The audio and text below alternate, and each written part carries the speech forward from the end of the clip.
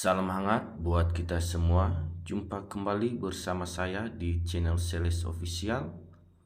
Pada kesempatan ini saya menyampaikan informasi terbaru buat P3K paruh waktu.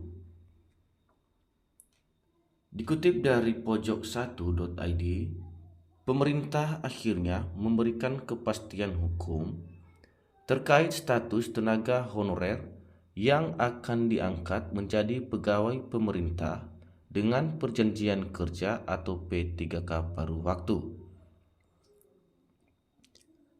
Hal ini ditegaskan melalui keputusan Menteri Pendayagunaan Aparatur Negara dan Reformasi Birokrasi nomor 16 tahun 2025 yang resmi ditetapkan dan mulai berlaku.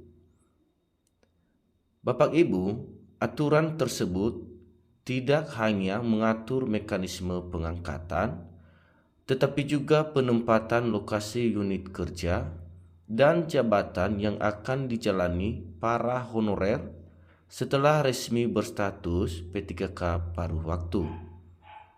Jadi, dalam regulasi terbaru itu ditegaskan bahwa P3K paruh waktu tetap termasuk dalam kategori aparatur sipil negara atau ASN.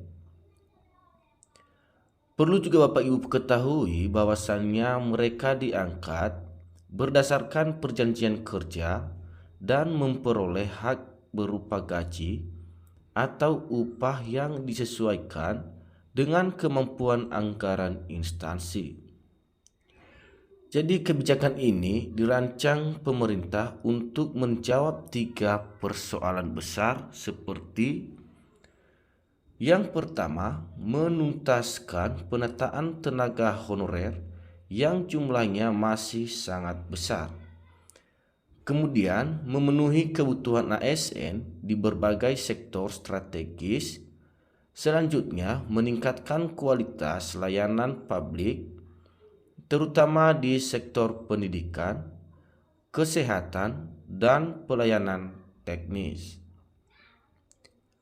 Jadi Bapak Ibu mengacu pada keputusan Menpan RB, tenaga honorer yang berhak diangkat sebagai P3K paruh waktu adalah mereka yang sudah berjuang dalam seleksi tahun 2024 namun belum berhasil mendapatkan kursi ASN. Perlu juga Bapak Ibu ketahui bahwasannya ada beberapa kriteria yang berhak diangkat jadi P3K paruh waktu.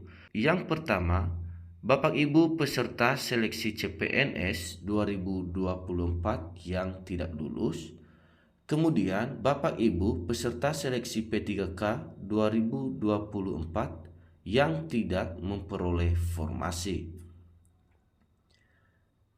Artinya, tenaga honorer yang sempat gagal di jalur reguler tetap memiliki kesempatan untuk masuk dalam sistem ASN melalui skema paruh waktu ini.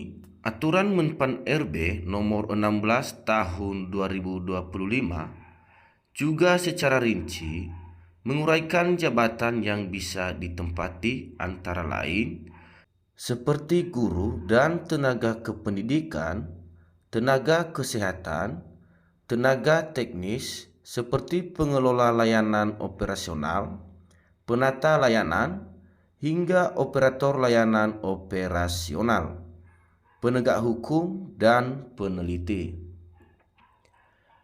Jadi Bapak Ibu, deretan jabatan tersebut diprioritaskan karena menyangkut kebutuhan mendesak pemerintah dalam menunjang layanan publik.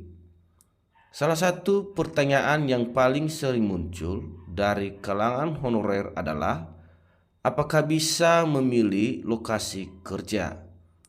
Jadi Bapak Ibu, jawabannya adalah tidak, di mana penempatan P3K paruh waktu sepenuhnya menyesuaikan kebutuhan instansi pemerintah.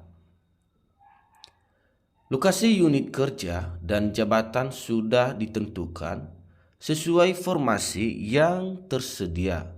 Dengan demikian, para honorer yang diangkat harus siap ditempatkan dimanapun instansi memerlukan. Kebijakan ini diambil agar distribusi tenaga P3K paruh waktu bisa merata dan tidak menumpuk di wilayah tertentu.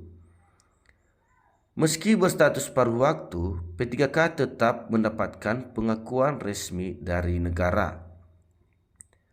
Mereka akan memiliki nomor induk P3K atau nomor identitas ASN. Jadi, identitas ini menjadi bukti bahwa mereka sah sebagai bagian dari aparatur sipil negara, meski dengan jam kerja dan pola pengupahan yang berbeda dari ASN penuh waktu. Demikian informasi ini saya sampaikan.